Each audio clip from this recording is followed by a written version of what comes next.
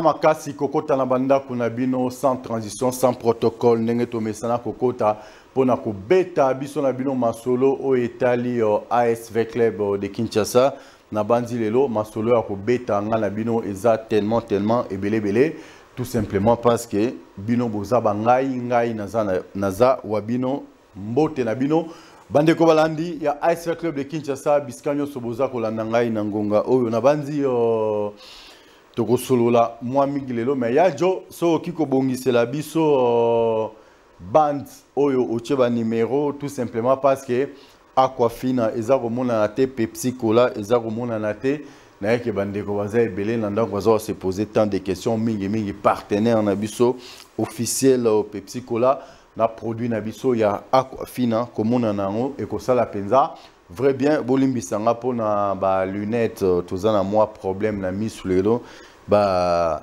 projecteur na misu ekosala vrai pasi ebele nabandi tokobeta biso na bino masolo na oyetali entraîneur ya sika ya ASV Club de Kinshasa tokobeta biso na bino masolo na oyetali ba préparatif ya ASV Club ezokene boyebi ke toza déjà na vacances équipe eza na repos donc eko permettre biso to anda la bino de temps en temps comment dirais-je quelques extraits il y a un match il y a ASV Club peut la bino un numéro qui sera affiché au bas de vos petits écrans à travers les numéros Torolongola 089 Lelo, Torotia 090 et vous accompagné dans 081 comme ça nous pouvons avancer tranquillement pour nous permettre de nyonso au bas de partout mutuna mutu amega kozwa parne mutuna mutu amega koyeba nini les très chers simple papi dit premier Mika Ilunga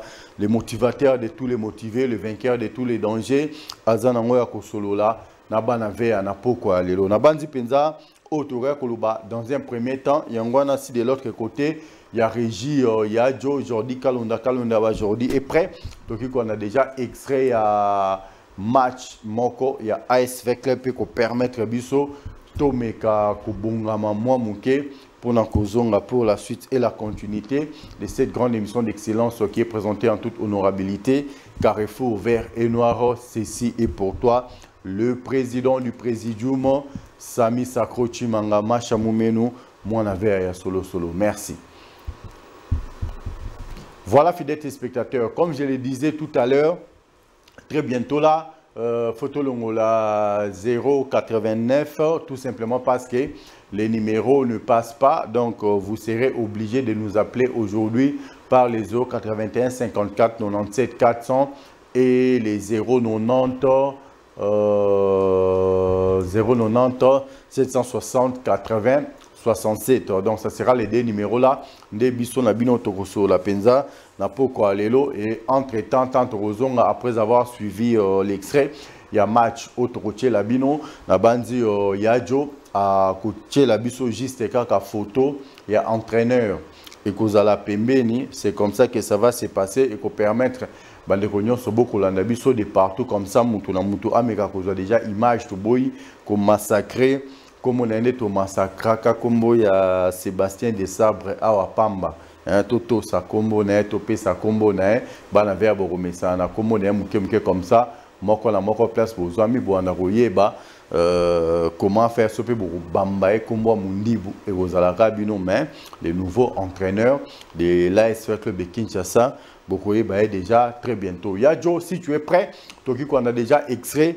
Il y a match moko, il y a ASV Club pour nous permettre bandeko nyonso oyo baoti kokota na banda kuna bango sikoyo pour nous landa les très chers Saint-Père Papi dit premier Mika Ilunga le motivateur de tous les motivés le vainqueur de tous les dangers mais na banda déjà pour présenter nous ba esquisse tout simplement parce que to banda qui na moi retard muke ezalaki un problème technique on dit sala ki ke to banda na moi retard bino mo bobi que technique etangate mais badeko bae basala kana technique bango batanga bango bazana moi notion pour na kobima libanda sauce technique et PCT bayebi ko beta quel bout systématique et le banango ngiama makanda we ranson de la forêt. Yadjo, si tu es prêt, Toki Kolanda déjà extrait il y a match moko ya avec les bandeko oh beaucoup landa biso bo préparer déjà ba unité na bino bandeko bo bipaka ça ne sert pas de biper toti que la bandeko bazana besoin ya ko benga ba on est ko benga pona ko pesa moi makanisi na bango na poko alelo un grand merci.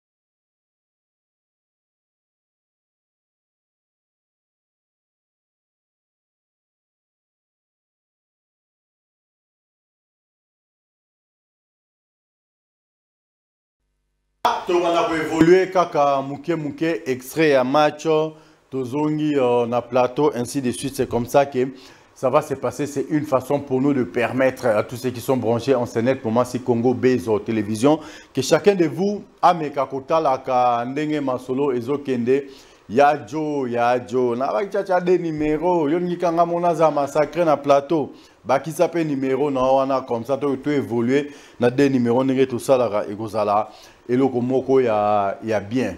Donc les numéros est là si vous voulez passer en direct pour émettre vos points de vue, vos suggestions ainsi que vos réactions. Appelez-nous par les numéros qui est affiché au bas de vos petits écrans. Mais comme je l'ai toujours dit, quand vous voyez ces numéros ici, ça ne sert pas d'appeler après l'émission. Donc appelez-nous pendant l'émission. Torobé Tanabiso 4, Nanenge Longoban, mais Soro Bengi Bisoka après l'émission, soit éteint, soit capitaine ad hoc. Voilà, tu as un numéro. Oyo, Eza. Enregistré. Entre-temps, pemeni nabino, nabike aquafina ezawana Pepsi Cola ezana Mirinda ezana bato bo accompagner ranga boebi non pour na Rolanda les très chers simple papidi premier Mika Ilunga les motivateurs de tous les motivés, le vainqueur de tous les dangers na kimia, il faut que moi aquafina et vandi pembeni, moi Pepsi et vandi pembeni, moi Mirinda et vandi pembeni ozako bae, ozako Rolanda, c'est comme ça. Nenge to beta rapenza masolo na biso na ndenge elongo bani. Fidèles spectateurs, amis de cette grande émission d'excellence qui est présentée en toute honorabilité et Carrefour Vert et Noir, na bandi bolela qui est belé, entraîneur, on a bandi ba dirigeant, il y a AS Club de Kinshasa, ba memeli bino entraîneur, il y a Sika, Azala qui déjà na mabele lelo, il a signé, il répare ce soir peut-être. Assis a vu déjà Peponae, Azongi Tunisie, a préparé projet Nae, a préparé Makamboulé. Il va revenir très récemment pour que nous puissions continuer cette aventure ensemble avec lui. Donc, on a bandi Masolo, Ezako Tambola, Kakanandenge, Naebisa Kibino Naebandeli, Torwana Robeta, moi Lisolo, moi appelle R et Monsieur Bandi, Ezangonga Robenga. Tambo Benganga après émission, on a aussi ma téléphone dans le système. Avant l'heure, ce n'est pas l'heure. Après l'heure, ce n'est plus l'heure. On a vu que non, les très chers Saint-Père Papidi, premier Mika Ilunga, mais yo mongolelo, au bandina moi retard. Et zangate, c'est un problème technique. Na bande repos besoin qui moi faut pas. Bolanda qui biso penzate tout simplement parce que vous mettez déjà non 21h anytime to bandi mais 21h passé de quelques poussières de minutes et puis si nous moi kokoso na mutu mais on est là au Bolanda, ce n'est pas une rediffusion et ça penza na temps réel. Je suis bel et bien liboso na bino misu ekotomisa moi muke yango tobimi na système yabana wenge otobeta masolo ne tobeta masolo. Donc tous les joueurs sont transférables. Vous voyez que saison sportive et si ça a été une saison catastrophique pour l'ASV Club de Kinshasa, ça a été une saison désastreuse pour l'ASV Club de Kinshasa, mais ce qui est fait, le vin est tiré, il faut le boire. Hein? Oignon sosa sportif, même pas aux sportifs, dans un moment de la vie, il y a des jours comme ça, il y a des jours où ça va et il y a des jours où ça ne va pas. Donc, ce qui ça, tu changeras le rôle à jour, tu ça une saison où ça n'a pas été, où rien n'a marché, mais on est vécu bien, nous resterons vécu bien. Mais c'est le PDG Jérémy Maïka dit est vécu bien. Allô, il y a un téléphone, il y a une côté de allô? Bonsoir papa, comment on a nos bengi bisoapi? Ok, Christian a commis à limiter le biboni.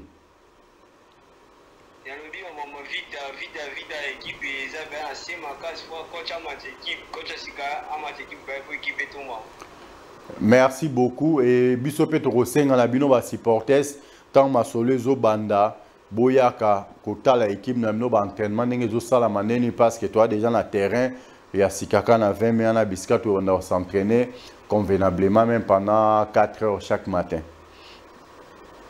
OK. Ça va.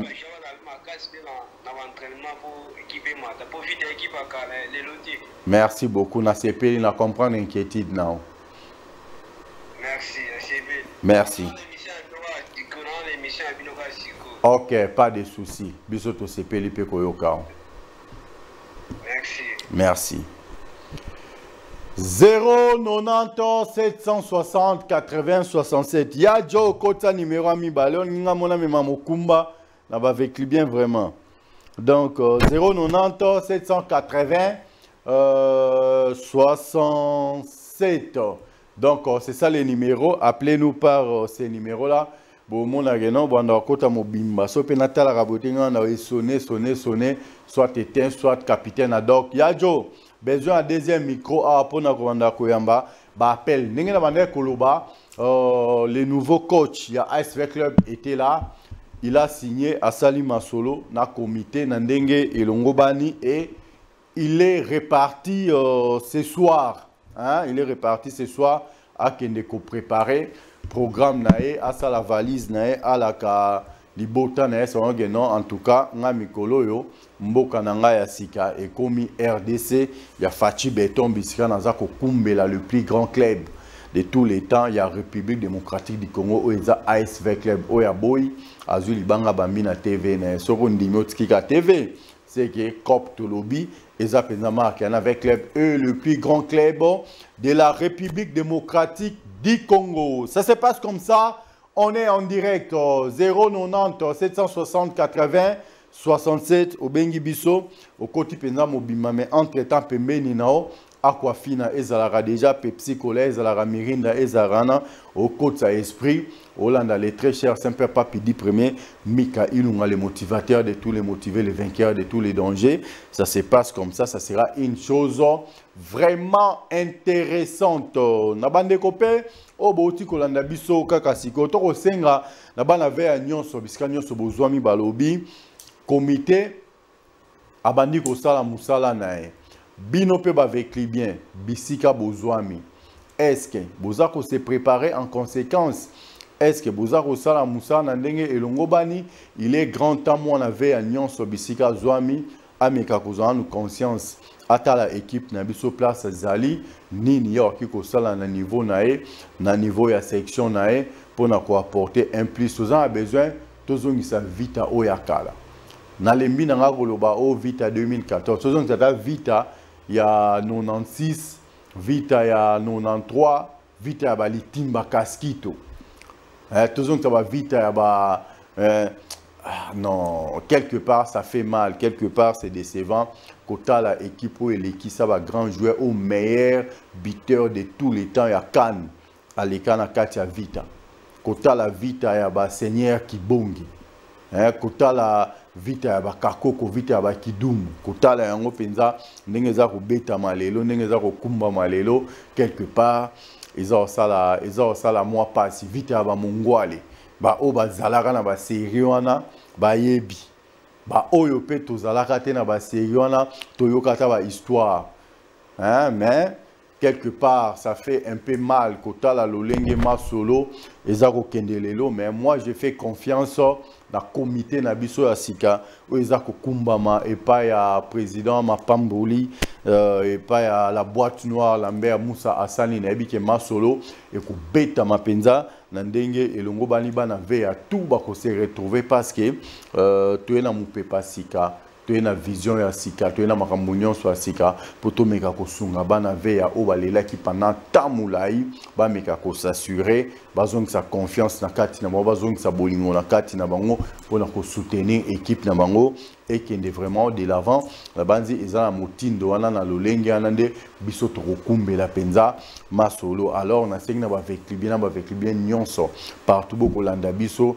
to meka ko zala tana bito meka ko zala to zongela mouvement na kati ya ba section na biso na kati ya ba sous section na biso na kati ya ba district na biso menga la senga ki eloko moko président éternel azala raté certes ozala ki président Orenyaki Natana yo, au salaki o kokaki kosala, mais et comme il ngonga mtu passation de pouvoir pacifique, civilisé et salema, nakati ya ba section. Un président au vali pendant 10 ans zalara présent en section. Oh 5 ans zalara présent en section. Oh nakati ya section ba tu peux ba ko kumbela ma solo bazate. Nakati ya section na ba tu peux ba ko mema mupe pasika bazate. ba président sectionnaire na nos problème té mais bon mais quand me m'appelle mon pépa si kana kati ba section les sections spécialisées na simbi penza binoté mais ba section territoriale ba sous-section eza ba section oyo il faut de temps en temps hein mon pépa sika ekotaka comité en ezalaki bozongi pata ba conseiller bo ken élection bo voter ba comité ya sika ba zuma solo et kozala penza le moko bien bande kopé ba district o bo travailler na madame Kazali o bo continuer ki nan de na biso Ndulman akendaki il est grand temps bo ken coordination bo talisi que non en tout cas nous avons été nommés par madame mais Moussa ba pesa ki biso on a failli à notre mission ça n'a pas marché nous avons préféré de démissionner toti qui la paix bon nommé bande komusu ya sika o ba ko na mupepe ya sika na makanisi ya sika na babulu ya sika pona kukumbela masolo ya sika na kati ya ASV Club. C'est comme ça que les choses doivent se passer. On a sengi na obligé binoté mais na ki motema malamu na bino na ki vita na bino mobota ke no kopo ba pesa biso to kokite. Parce que ce to salara bilan, to salara bilan, na tanyo so bosa bo mona ke non, rien n'a marché. Bande ko na biso pe ba conseiller à coordination. Vous avez suffisamment le temps d'être là. Mais bon fan n'avez botala. Vous comme li pe ba non, en tout cas, nous avons été là. Mais ngamoko personne, il y a des conseillers on va mériter la ko zala zala nanu. Et il y a aussi des conseillers oyo ba yi quand la plaisir aux arabes à conseiller. Mais ils n'ont rien fait, ils n'ont rien foutu comme étant des conseillers. Alors vous avez induit notre frère Ndulman en erreur. Vous avez induit madame Kazali en erreur. Maintenant, il est temps, Binomoro Boye, la conscience, non, nous avons été élus des conseillers, mais ça n'a pas marché. Comme ça n'a pas marché, nous avons préféré de jeter l'éponge ou de démissionner carrément. Toti qui est la bandeko. Moussou Bayape en attendant l'élection parce que tu as besoin d'assemblée assemblée élective assemblée élective mais bande comme tout on a besoin de conseiller nous mais qu'on remplit parfaitement correctement la coopération nous qui na binoté il y a peut-être un conseiller au droit que non les conseillers là est valable lui il peut rester mais les trois conseillers restants on doit se le dire comme ça il y a un conseiller comme Moko, oazaki valable, ba conseiller bolandanga boyebi. Bande européen autant on a ba conseiller boyebi que non, makam onga na zolo beza solo. Alors ça sert à quoi? Bozalaka ba conseiller. Tout ça pe na ba Jérémy Maïka du béton armé bendé lourdement chargé. Ba koko taper le roi ba conseiller mitweza rosala, ba ramunyo za rosala normal. Hein? Dans la roya, la coordination, on reste ouvertement que non, j'ai un membre qui conseiller, un vrai conseiller. Quand ça ne va pas au tel président, je ne suis pas d'accord avec vous, ça ne va pas. Ça va se passer comme ça. Donc, très bientôt là, le conseiller Sikabako tapé, dans la coordination, avec les points de la masse. Tout ça, oui, c'était, ça ne va pas. Nous, au Vandara, on dit, oui, ça va. Des conseillers qui se comportent comme si vous avez amené le roman. Est-ce que vous avez un rôle à conseiller, puis maintenant, mon conseiller Zalaranine. Il faut que ça me conseille quand ça ne va pas. Non, mon conseiller là, ça ne va pas. Il y a un côté toluka et le comme tout toki ko sala bien ah mokonzi en tout cas la monique côté kuna au beta ki libanda il faut faire ça boza otali sa mokonzi ba piste des voies et moyens comment faire pour na kumbela masolo et kende liboso mais je vandika que nous a conseillé ou apporter le côté pour na ezara que nous toke réunion vite toke assemblée vite au vandikuna liboso tu es conseiller de l'ASV Club mais en soi tu n'as jamais été conseillé parce que tu as apporté solution à ta mort l'accession qui vous a conseillé. Le numéro est là 090 760 80 67 n'a pas bandi na retard mais il faut que tu n'as pas bolimbi sanga moi muké entre temps pembeni na bino moi Aquafina evandi moi Pepsi Cola moi Mirinda evandi je l'ai toujours dit et je ne cesserai jamais de le dire avant aussi Simba Soda mais là on a nous mai parce que quand nous dormons la nuit le corps est déshydraté totalement. Oko se donner l'X sur la mouina tombe en Simba Soda. Oko se donner l'X sur la mouina tombe en Simba bien. Non, non, non, non. Quand tu te réveilles le matin, il faut mettre la Aquafina. Maï, ils ont recommandé et conseillé, même chez les médecins, ils ont Aquafina. Sur le mélange au sentier que non, nous autres, nous autres, en forme. comme ça au Simba Soda, tu peux prendre tout ce que tu veux parce que au Bandagi déjà na Aquafina. Un grand merci Nabandekobo Landabiso. De l'autre côté, il y a Joe, si tu es prêt, extrait à match moko il y a AS Club de Kinshasa et qu'on permettre biso total déjà de évoluer na bandeko ba kolanda biso de partout na bike ve à mokili mobimba Congo Bez Indimama na mokili mobimba. Un grand merci à notre promoteur Maître Christian Bossembe, la sagesse et l'intelligence de la presse africaine. En tout cas, total respect à vous, messieurs les professeurs, parce que Banave à Bazako s'est retrouvé, Congolais, même de l'étranger, Bazako s'est retrouvé. Un grand merci pour ces beaux cadres au Tchaki pour les Congolais. Yamboka, na Libanais Yamboka ba se retrouvaka à travers cette grande émission d'excellence qui est présentée en toute honorabilité. Carrefour vert et noir. Ceci est pour toi. Extrait à match au Toza Rolanda, mais c'est le PDG Jérémy Maïka du béton armé blindé, lourdement chargé. Un grand merci.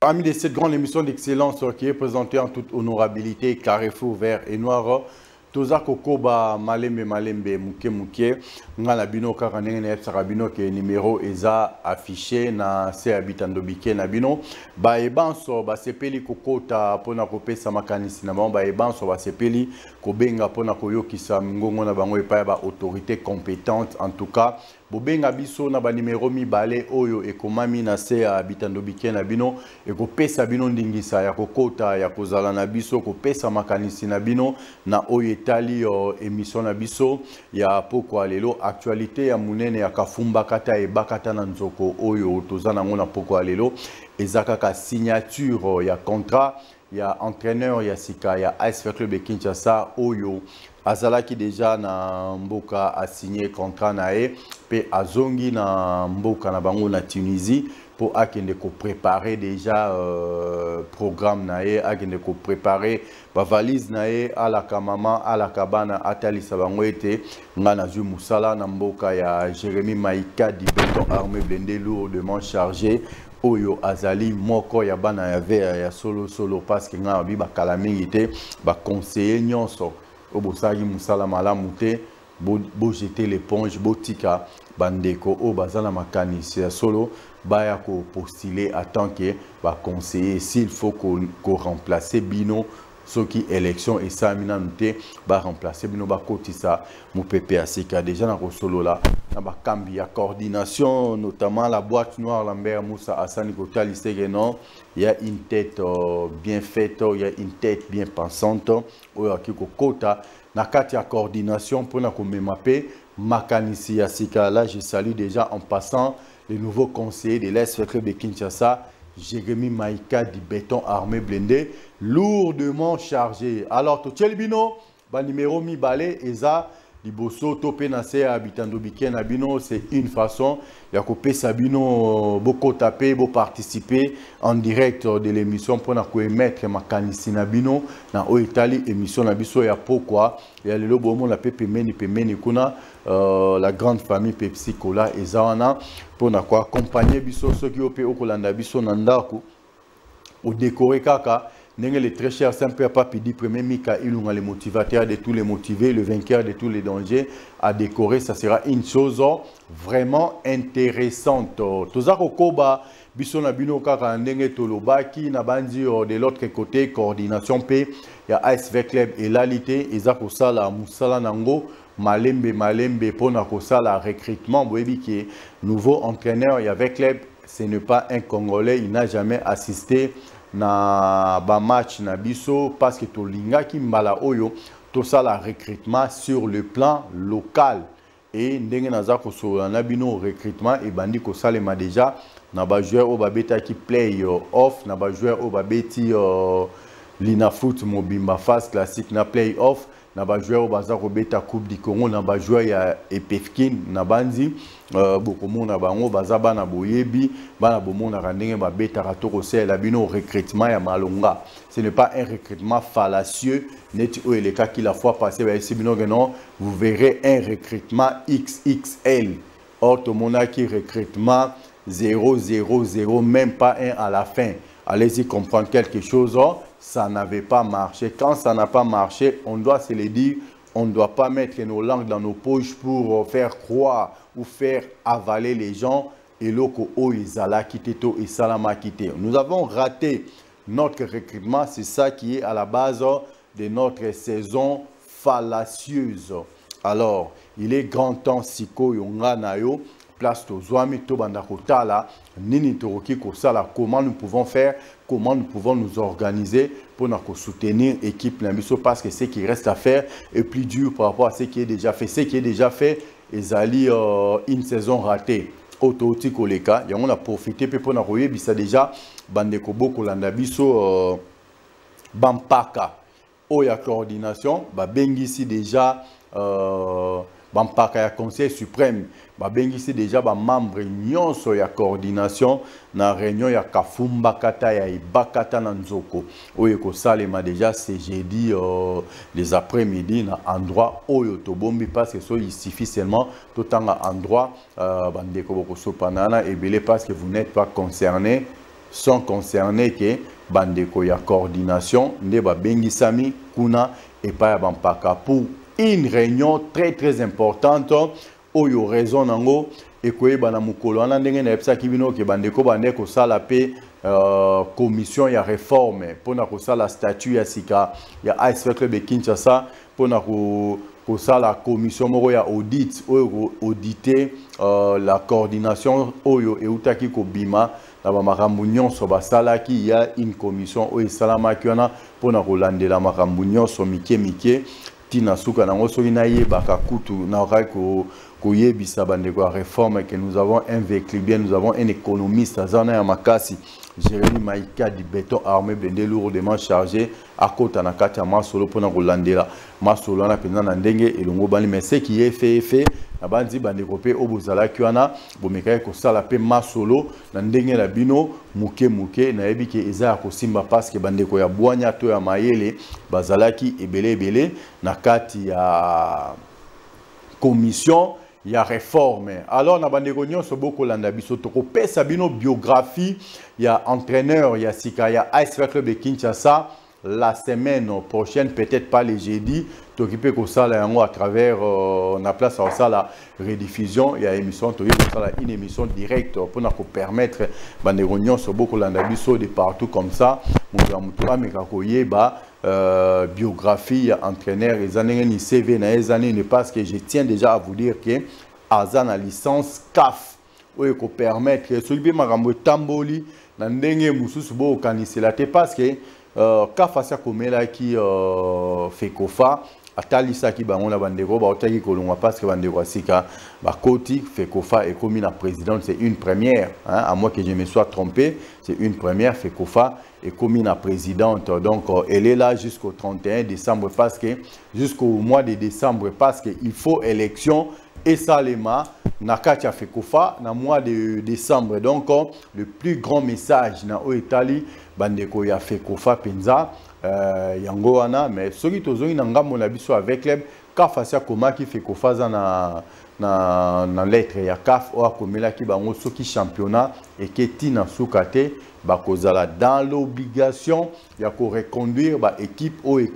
représentant Mboka la saison sportive 2024-2025. Mais yosko kolanda ngai na habite que oyo nga na lobby yo zongo mamo bimisango que non de très cher Saint-Père Papidi premier Mika ilunga le motivateur de tous les motivés, le vainqueur de tous les dangers kutu aloba ki nga na epsilo maramundenge eza ko sala mela parce que kobima na biso awa tozora na temps ya kokota na site ya Kafa tozora temps ya ko kende na lina foot tozora temps ya kende na Fekofa komeka kolandela toyokaki balobaki basalaki et les toyokaki les balobaki nde biso to kumbaka te biso to kotaka toke to vérifier information à la source soki to moni ke oyo balobaki oyo toyokaki oyo basalaki eza ya solo en ce moment là nde tozongaka pona koya kotalisa bino makambo na bopeto na sembo nyonso ndenge makambo eza mais déjà c'est jeudi réunion munene ya kafumba kata na nzoko oyo kosangisa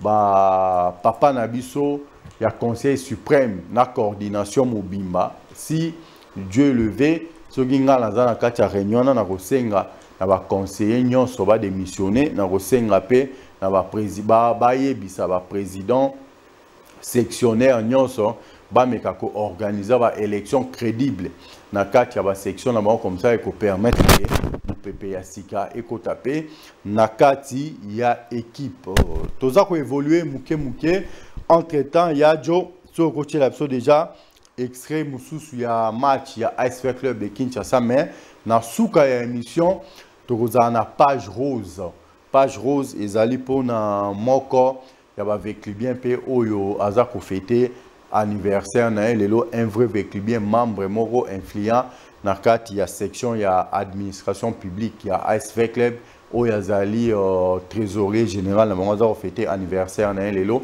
la moindre des choses au soto ko sala attend que ba véclibien ezakaka ko souhaiter ba joyeux anniversaire ya on préféraki to c'est pe moi vidéo ya muke pona ko accompagner biso déjà anniversaire na ngeleki hein mon PDG Jérémy Maïka du béton armé blindé lourdement chargé nazu appel naote, nazu message naote, mon président n'a évité pour l'année déjà, lobby déjà, conseiller, la coordination, il y a ASV Club de Kinshasa. Un grand merci. Beaucoup de si Adjo est prêt, tu as déjà extrait, il y a match il y a ASV Club pour la suite et la continuité de cette grande émission d'excellence qui est présentée en toute honorabilité, Carrefour vert et noir. Ceci est pour toi, le président du Présidium, Sami Sakro Chimanga, Macha Moumeno. Un grand merci.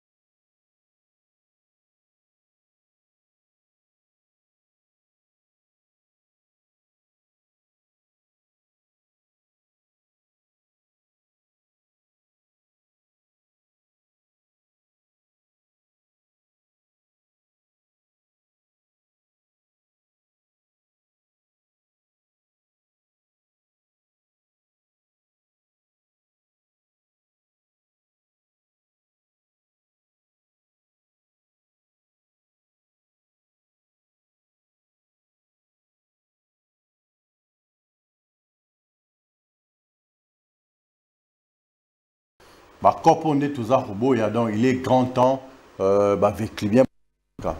Il est grand temps Touza Siko responsabilité en main. Il est grand temps de Kumbelama solo autrement. Hein? On va bien rappeler que non peut pas sika. Il faut qu'on ait un ASV Club de Kinshasa. Alors tous les supporters de l'ASV Club de Kinshasa, réveillez-vous. Nous avons eu la grâce d'avoir maintenant un comité où ils ont dirigé dans ma vrai véclibien où il y a un solo à balé, où il y a vita ndenge tambola, où il y a esprit penza vita, où il y a ADN ya vita na kati na bango. Donc on doit les soutenir, on doit les pousser de l'avant pour que tout meka kosala makambo ya malonga cette saison. Il y a on la série na bana veille tout partout beaucoup landa biso to soutenir comité à Lambert Moussa Asani na mapamboli to tchabango penza maboko na banzi et kozala eloko moko ya bien to tikana nuke no biso to zarabatuya obiso to zarabatuya ba yawana bozala rabatu na bango est-ce que bazaba avec libienté ta bozala rabatuya ba boya to soutenir comité est en place boya to tcha comité est en place maboko et kozala eloko moko ya bien et on a la mobilisation tout azimut avec les biens sur biscan sur besoin mais partout bozali moi on avait à moko na moko total à non ngonga ngwe belemi to assister ils sont na bilo na préparation ya équipe donc quoi toujours terrain o eza penza que non terrain oyo vite am to anda ko s'entraîner awa terrain oyo vite azu yango pour une durée il y a 10 ans. Donc, tout soutenir l'équipe Nabiso, même ceux qui sentent qu'à Kimbo de Robonga Lobby, même ceux qui Totongi Stade Lobby, entre-temps, nous avons déjà signé un terrain, voulais-je dire, acquis au profit de l'SV Club Autorossal et là pendant 10 ans. Alors, tu utiliser terrain abusivement, tu utiliser terrain en Ndenge et Longobani pour dans lobby et même la biso ba fruit, il y a bien. Pour dans lobby avec le bien, yon so biska Zouami, azala fier. Tout le monde qui jouait qui gagne n'enga yaki, tout le monde qui jouait qui gagne n'enga beta, tout le monde dans la lolengana, tu vois déjà quand on toza kubanda saison sportive 2025-2026, tu vois déjà ba joueur nini, toza na bango ya malonga, tu vois déjà chaque joueur na, tu vois déjà commissaire il a idée nette dans mutu, na défense il y avait club 2, eza X, 3, eza Y, 4, eza Y, 5, eza X, token à milieu du terrain à SV Club, tu as déjà que 6 Ezara Kingani, 8 Ezara Kingani. Soto Mati, moi Likolo, tu as déjà que non, 7 Ezara Kingani, 10 Ezara Kingani, 9 Ezara Kingani, 11 Ezara Kingani. Dans l'Olenga, tout ça déjà dans équipe type avant même que championnat et banda. So tu vends ici déjà ma solo en nyonso. Tu as déjà que non so qui X abimi Y muto remplacer kae. So qui Y azate X muto betaka. C'est comme ça que ça se passe partout. Bozana 11 joueurs, il y a makasi na terrain. Vous avez 11 joueurs, il y a makasi na terrain na bande de touche au ba vandi baza causer la moindre pépin, moindre faux pas. Bakoti na bana kati ya masolo na banzi to meka kokoti sa eloko wana kala ndenge to anda ko assister na recrutement ya équipe na biso ne to anda ko assister certes recrutement za ko salema déjà mais cela n'empêche bande kopé ba volontaire bakoki ko ya ba ko mais sobe ba volontaire moko pe ya bien. Je crois que Moussa est entraîneur et kozala hormis recrutement na ba volontaire o bakoya aye ba pe ko dénicher quelques talents o akomona na kati ya ba volontaire wana et de l'autre côté na yabiki secrétariat ya ASV Club pesa osala Moussa nango na lolenge na bango parce que CG équipé par exemple mutu pe mutu pe akala oyebi masolo ya ba leneza ka depuis ba époque ya ba président Joe Mindongala bazalaka wana ba CG Franck azape mutu oyebi masolo ya bale certes Atkala ko Zalana nous place à Zate, mais c'est un vrai vécu bien. Azala plus d'une fois, secrétaire général, il y a comité général des supporters, il y a ASV Club, Baebi Masolo, Nenge Tambolaka, et bah supporters, il y a ASV Club, dans la Sénégal, il y a Moko, Topé sa confiance, c'est pas international, Linda Mbalaka. président ya bana mbongo toyebi ke akobeta penza musala na ndenge elongo bani ba o bayebi wapi bayebi pete etalika ba me ba vrai véclibien bayebi musala munene o linda mbalaka sala na kati ya AS Club soki lelo ba PC responsabilité songolo elakisi ke non comité en place et salier confiance comité en place et PCA musala pour ameka ko restructurer comité général des supporters souvent qu'on est là de temps en temps bozong c'est abso CGS boche la biso CGS bazong c'est bino CGS bachel bino CGS malgré que CGS soit déjà en place to beti ba match à suka awa surtout Vita Imana et battre penza record ya bampiaka na bien Vita Imanako et battre penza record ya bampiaka kolekana ya waze kwa kolekana ya Lacoste alors yo bina mona veya ya solo vandi ozota la genon équipe nanga eza ko beta yo ça no ba affaire mususu quand les agi match à Vita ateza na katikati ya semaine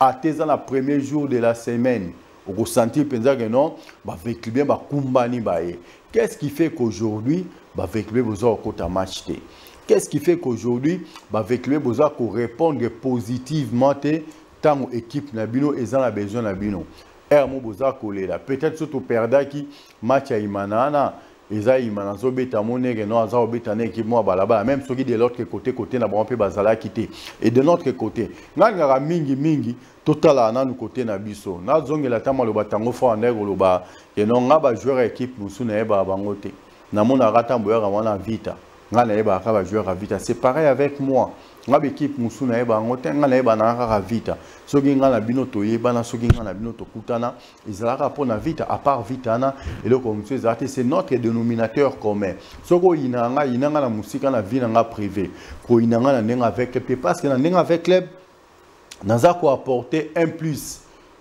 toza ko yope na ndenga Vita oza pe ko apporter un plus na lolenge na yo to sangisa plus na ngana ya yo to tchango na kati ya Vita to rotindika Vita ekene muska to tika kozala ba supporters apprenons à redevenir supporters to tika kozala fanatique je voulais dire apprenons à redevenir supporters et kozala eloko moi bien un fanatique s'en fout de tout hein akofana na muska zo tout non mais ndeni na yokaki balobaki yo yokaki kaka yo balobaki kaka est-ce que au poussana ki pembeni oyeba ni lobama ki concrètement ya jo je ne sais pas si oko bimisa ata photo ya coach ya sika ya AS Club bocheka pembeni atanga na za koloba bien que biographie net européen sango tanga kozonga il s'est de placer il est rentré chez eux akende ko préparer programme nae asala ba valise nae pour azongela biso na mboka mais bozo déjà moi idée bota la coach ya sika ya avec club azani parce que mamolo bama ke belé na CCO d'ailleurs kingana rozonga au Florent Ibenga qui vous avait dit ça que Florent Ibenga rozonga c'est pour parler zalaki ezalaki na ces écran ça n'a pas marché une information officieuse beaucoup mbela yango te comme si c'était du vrai comme si c'était une information officielle une information officieuse reste une information officieuse. C'est comme ça que les choses se font. Mais moi, je tiens seulement à vous dire, vu l'allure où vont les choses, la saison sportive 2025-2026 sera une saison de gloire pour l'AS Club de Kinshasa parce que sur le plan spirituel, Makamoza Rosalema, sur le plan physique, Makamoza Rosalema, sur le plan financier. En tout cas, rassurez-vous que lelo ekoleka lobi vita obozomona lelo eza vita oyo ekozala lobi te on a senga bana veille à tout partout bokolanda biso boyika kampiko botelema kaka coordination nous a ça musa na on a ndenge longobani et surtout que cette fois-ci bakozala surveiller de près à la loupe et pas à conseil suprême parce que selon statut ya sika il y a conseil suprême masolo il y a AS Club Masole ko tambola lisusu ne wane okansate voilà wane zali entraîneur il y a sika il y a AS Club de Kinshasa le nouveau patron il y a coordination il y a AS Club et là ba coordination le nouveau patron il y a staff technique il y a AS Club de Kinshasa yewana donc il a signé lelo mokolo ya 7 juillet signé contrat na Masole et Sili donc azongi na mboka na bango etali ici déjà que non lobby kuna tanga ko se préparer bokomona akozongela biso awa na kati ya bakin mboka ya banganga po tobanda sikoyo kobetama soto évolue totala mpe mosala ya mujimu bidimbu oyo ya kosala bidimbu ya kombo ya ministre ya sport bidimbu ya musala o bandeko na biso ya bakongo balobaka kisalu mebanda bokomona kisalu bokomona komate eske asara eske akotika bidimbu na ye ndenge Florent Ibenga tika eske akotika bidimbu na ye ndenge Bibei atika en tout cas wana ezaka ka temps nde eko juger makambo bino mo boyebi ke non temps ezalaka maître ya makambo nyonso muto aki kokosa yo ndenge alingi na esa bino nyonso eleka na mokili ezalaka défini na biloko mibale calendrier na montre donc makambo tu nzambe asala na mokili eya défini kaka na biloko mibale calendrier na montre bakosela calendrier makambo te bakoselaka mpe montre makambo te donc eza système ya bokeba na biloko ya oui parce que kopo ekosalema sikoyo avec le monsieur là tokotala na système ya tozotala toza kozimele et lokola tokozala na bandeko ya coordination lobi tokomeka kobeta masolo nga na bango elongo ngameka kotuna bango batalisa nga ouvertement il a signé pour combien de temps objectif ni les a fixé n'est parce que quand un entraîneur vient pour signer à signaler quand la loyengete à signaler quand il signe la mwanzate azako signer avec objectif azako signer avec but tu as signé oui pour combien de temps oyo biso toki ko banda ko récolter ba fruits ya musala oyo ko sala na biso et bo sali pe réserve moko na kati ya contrat wana après 6 mois, après une année, Soki Tomoni Moussala, Yamalonga Ezate, nous serons dans l'obligation de résilier le contrat, notre se séparer à l'amiable. Quand tout est dans un papier, quand tout est mis sur une feuille, ils ont protégé, il y a contrat, ils ont protégé l'équipe, en tout cas, on fait signer une personne qui est pour les résultats.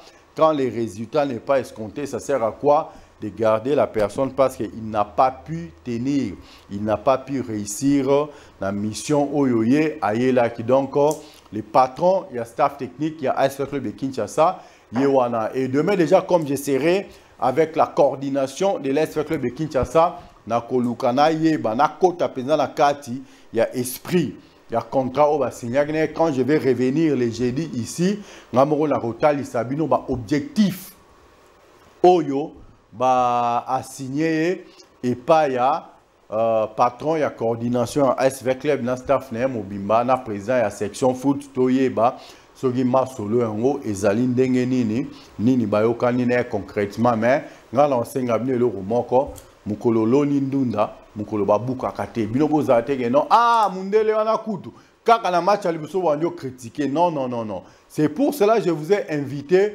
bozala régulier bozala permanent na ba séance ya entraînement tango ekobanda dès la première journée ya entraînement boza déjà wana je ne sais pas ceux qui va organiser présentation officielle ya ba joueur en tout cas une émission spéciale pour la Sabino présentation. Il y a une nouvelle recrue à AS Club de Kinshasa et Zalaki.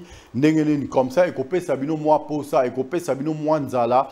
Il y a beau zongela, bah activité na bino ya AS Club. Tant que beau zongela bah activité, bah séance d'entraînement boyaka, bah match boyaka parce que lieu sûr. Au Bobanda s'entraîner dans Sina Pessi. Nous avons signé pour 10 ans dans l'annexe à stade Tata Raphaël Wana. Et commis terrain, il y avait clé pour 10 ans. Tobité que ma soirée 24 Totika. Équipe bien sur mon salara aventure dans 24 années à l'Oisa. Seule équipe où ils ont contrat, il y a 24, il y a stade il y a 24 novembre. Hein? Ils allaient AS Club de Kinshasa. Na bandi mikanda ezali mais tozolo belango lelote lelote kolobelela mingi entraîneur Yasika au Club Azui et na bisika équipe ekobanda ko s'entraîner ça sera une façon ya kosunga bandeko nyonso obolingaka lisano ya ndembo to pe moto pi bandeko nyonso obolingaka AS Club Air moko vandi otali programme na bientôt Caneva na ndenge zaleli ya journée bien sûr obi que non en tout cas la banana na tongo na kende kotala équipe na nga ndenge eza ko s'entraîner en tout cas so na rataki entraînement à tongo na kende équipe ko s'entraîner na pourquoi makasi ya équipe ezaka entraînement na bandi soki to betaka finale na 2014 to betaka sous finale na 2018 tout simplement parce que tous avons un lié sûr il y a qu'on s'entraîner tous avons la centre na biso ya Kimbondo même entraîneur manager il y a tout puissant Mazembe aloba kango abi ne vous étonnez pas comment avec club Azwa Abima champion d'Afrique en tout cas avec club s'est préparé en conséquence avec club Azwa infrastructure ils a permettre à Kendetina finale et Bumonara Masoneng et Salamaka ceux qui polara la finale ya Liboso surtout rataka finale à Liboso Topolara ni na aller ni na retour to zangaka trophée juste pour la finale pour la français hein les bim en cas de match nul les buts marqués à l'extérieur compte double phrase wana karato français wana karande zang sarabiso finale il y a 2014 mais la finale 2018 en tozongaki topolaki libanda 3-0 to kozonga na mboka to gagna 3-1 tozora penalty kuna ba sifla yango te ba tchabiso abia orge kuna na Tunisie kaka ba sifla yango pe kaka te donc penalty na biso non sifflé bia orge ba tchabiso non sifflé et après on tel ça que no balle et beta makaleona mbongo foot et comment nango business vous pouvez tout faire soli masolo les cas qui bien na équipe adverse et que équipe adverse on bwanda ko beta na trio arbitral et que l'équipe adverse, on a et solo là qui marque sur les cabines, na trio arbitral. En tout cas, rassurez-vous que, et c'est tout ce en mort à mon paya, bon, les loroté. Ma solo, on va betara kuna, tango toya awa, biso morona na mort na biso, to éviter ce qui s'était passé ces jours-là, bacha biso, toujours penalty na mort na biso, baboa ko valider penalty. Si le penalty là a été validé, balingaka balemba. Mais ce qui est fait, si on a fungoli page il y a 2014, 2018, et après tout est possible. Tu gagnes la finale, tu bêta finale en 2014 sans sponsor, tu bêta finale en 2018 sans sponsor. Même dans la chaîne à Miné, on n'a jamais vu une équipe jouer la finale. Je m'excuse sans sponsor. Il faut être ASV Club de Kinshasa pour le faire. Bakoma vous salez là vite à plateau na TV5 mon na Canal Plus pour na kotali sa parcours il y a ASV Club de Kinshasa. Pourquoi pas na 2026 va ça là on pense que 2025 on a place au Gendete. Pourquoi pas na 2026 va ça là on ba ça ba plateau spécial pour l'ASV Club de Kinshasa. Bata la penza non équipe wana nde équipe wana ngala to ko sala ngo ba sponsor a makasi na équipe ezara ba supporters bota ba équipe a minene o ezana ba budget moko colossal net le plus grand club du monde Real de Madrid ba supporters ba contribuaka bokina ba équipe lo ba Al Nassr mbongo ya liboma ba supporters va contribuer. Boina ba PSG ba supporters va contribuer. Pourquoi supporters ya ASV Club Azako koka ko contribuer pour na kosunga équipe na ekende liboso. Pourquoi supporters ya ASV Club akoma na fanatique alemba kozala supporters akoma fanatique. Le pourquoi nous songa na kotuna bino eza pour na ko rafraîchir ba mémoire na bino eza pour na ko talisa bino que non tout est possible. Biso moko ba supporters toki kozwa tamba bengaka vita bana mbongo les années antérieures tamba nako benga vita bana mbongo les années 30 là c'était pourquoi ezalaka parce que ba supporters bandaka kosangisa mbongo les années 30 les années 40 les années 50 les années 60 même ba supporters bandaka kosangisa mbongo ba pesi présent à coordination pour na ko préparer match yango bisika bana mbongo e bandaka wana même bandeko na biso ba portugais bazalaka même bandeko na biso ba angolais bazalaka c'était des vrais véclibiens o bana contribuer na bandeko na biso ba congolais les kinois ba tout bazara na kin wana banda osangisa mbongo na bango ba pesi présent en coordination à préparer match wana présent en coordination ndako malmené jamais ba supporters parce que il dépendait des supporters. Pourquoi pas biso lelo à travers ma solo nyonso o ebetami na commission en réforme et puis ça biso possibilité je m'excuse il y a ba supporters bosomba ba membre carte ba membre d'honneur bosomba ba carte ya membres sympathisants etalisa que non aux aka supporters c'est avec le déjà que non chaque fin du mois ou peut-être que par an ngala ko banda ko tia autant pour na équipe na ngai moi on a ko chaté les mois prochains je peux me rattraper les mois prochains na ko chaté moi o elandi kuna na ko pesa atambongo ya 3 mois mbala moko ndendenge wana bokomona que non vita e ko makasi je me rappelle encore Etienne Tshisekedi de Res Mémoire, un grand vécu bien à Lubaka, Muntwana Bozomona, Azana Mbongo koleka bino te bino wana banani ezalaki ba congolais ndia banda ekoloba abisoki azana mbongo azwa congolais moko apesaka bango $1 par jour total soki akokosala ngwata jour moko ekosimba te. C'est pour vous dire ba président même au bazali yo bazao kamba équipe ba l'équipe bino na mbongo te yo moko place ozali yebisan de kono avec bien que non l'armée des opprimés les très chers Saint-Père Papidi premier Mika Ilunga les motivateurs de tous les motivés, les vainqueurs de tous les dangers, lobby que non, nga na yo to l'équipe ba président na mbongo. Koleka na bino ba président na mbongo, soki botali toza combien de véhicules bien lelo. Kinshasa toi au-delà, il y a plus de 15 millions d'habitants aujourd'hui, il y a combien de véhicules bien. Nga na tali na la ville province ya Kinshasa. Soki na ba province, soki toke libanda ya mboka, tobi que non au moins chaque véhicule bien a pesaka ne fils que $1. Nabi ke ba avec bien va dinga vite on pesa $1 te yo pesa ba $10 ba kozala yo pesa ba $100 ba kozala bon mote ke non na moi moko toza na possibilité ya ko banda ko kotisa au moins plus de 50 millions de dollars pour na vite à club équipe ko za sous en responsabilité ya ba présidente équipe ko bango ba kozala pour na ko gérer mais mbongo ya makasi e ko banda ko uta e pa na bino ba supporters cotisation to contribution à makasi et kobanda ko uta et pas la bino wa supporters Nathalie Sarabino même il y a combien de stations service ici il suffit seulement que Vecleb a signé contrat dans station service mo rabi que non mituka ba Vecleb sur na kota awa la place pour que bon carburant na autant bochara na autant nyo sur likolana et que na vita c'est possible il suffit seulement de s'organiser token la régie des eaux toutes les parcelles il y a ba Vecleb bien facture na bango ya 20 000 en tout cas, on a avec bien facture à 30 000. Wali bandi organisation au sein de l'SV Club,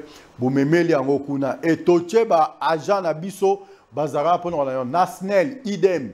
Nous avons combien des entreprises privées ici? Nous avons combien des entreprises publiques ici? Nous avons combien des universités publiques et officielles? Nous avons combien des écoles? Avec bien bazar. Moment que mbongo ezako tambo na kacha avec lui ozako yebate. Nous avons combien des hôpitaux? Partout il y a les véhicules bien. Nous pouvons toujours nous organiser en faisant une très bonne sensibilisation. Moment là que mbongo na kati ya équipe facilement. Nous avons combien des églises? Pasteur Boni Amine le Boyebi, ça fait véhicule bien. Nous pouvons nous organiser. Sonic Kafuta avec bien, Léopold Moutombo Kalombo avec bien pour ne citer que cela. Voici l'homme moi même. Avec bien.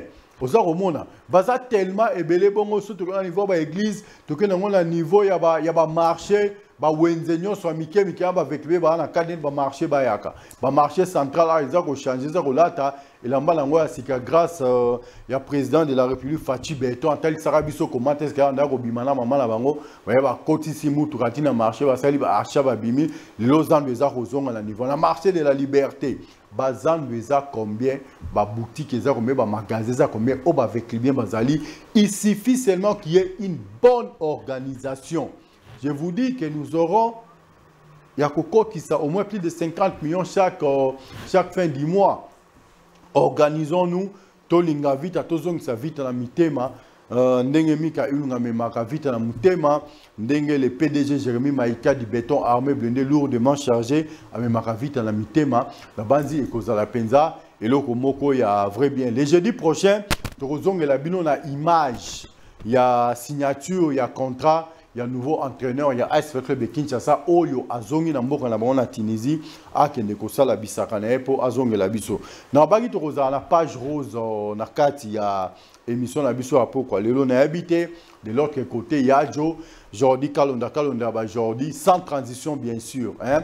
To kotika ka page rose mbala moko so que ça déjà prêt to landa page rose auto salelaki moko na biso avec bien Oyo alingaka pe vite makasi double brassard Marius Mambweni oya mabibi akolanda biso pe depuis mitendi hein ceux qui a rolanda biso déjà depuis Mboudi voulais-je dire tout ça là qui peut page rose pour na kolakisa e comment est-ce que biso na kati ya vita bolingo ezaka toujours likolo si tu es prêt yajo sans transition tolandi page rose auto salaki pour na double brassard Marius Mambweni merci beaucoup.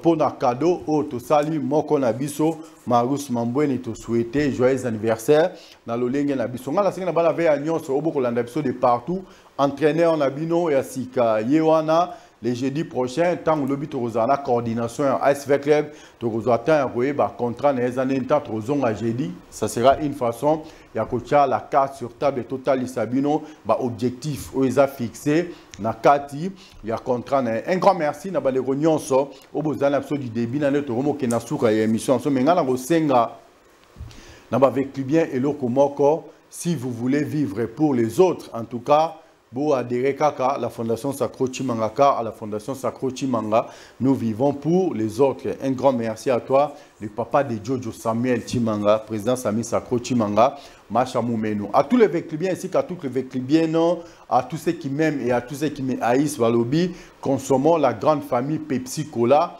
na gamme nango mobimba ya Mirinda Pepsi Cola zéro sucre et avec sucre et maï oyo et melamara na lola maï oba ange ba mela rapona ko sokola mingoko et mela tatanzambe kembo na kembo aquafi na consomo seto vous ne serez jamais déçu de 0 à 127 ans balobi bo mela yango bo mona ke bokozala na une belle silhouette comme les très chers Saint-Père Papidi premier Mika Ilunga les motivateurs de tous les motivés les vainqueurs de tous les dangers un grand merci à toi également mon frère et ami grand prêtre pasteur Fiston Mario, c'est lui qui a la capacité, la possibilité de payer toutes les dettes congolaises en une fraction de seconde. Total respect à vous, mais c'est le professeur Maître Christian Bousseme, la sagesse et l'intelligence de la presse africaine. Un grand merci également à vous, mais c'est le DG Jérémy Maïka du béton armé blindé lourdement chargé et clin d'œil à vous également, mais c'est le DT Omo Fortiso, il y a chef Yabana.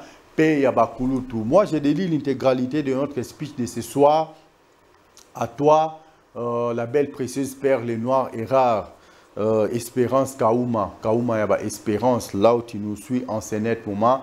Moi, je te dédie l'intégralité de notre speech de ce soir, malgré tes mais nous te dédions l'intégralité de notre speech. Un grand merci également à ma petite sœur chérie, Déborah Tambwebi Douaya, la banquière. En tout cas, la surprise a été merveilleuse.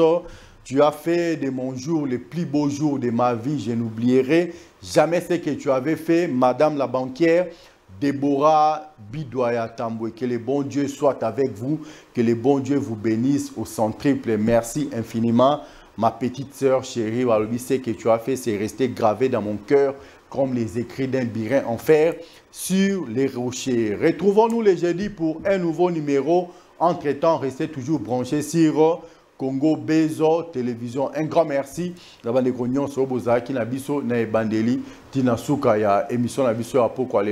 Quant à moi, je vous dis seulement, en tout cas, faisons-nous confiance sur Congo BS Télévision. Vous ne serez jamais déçus. Et les jeudis, nous allons revenir avec les contrats de notre nouveau entraîneur de l'AS Club de Kinshasa. Quant à moi, je vous dis bye bye. Ça n'est fini pour aujourd'hui. Merci.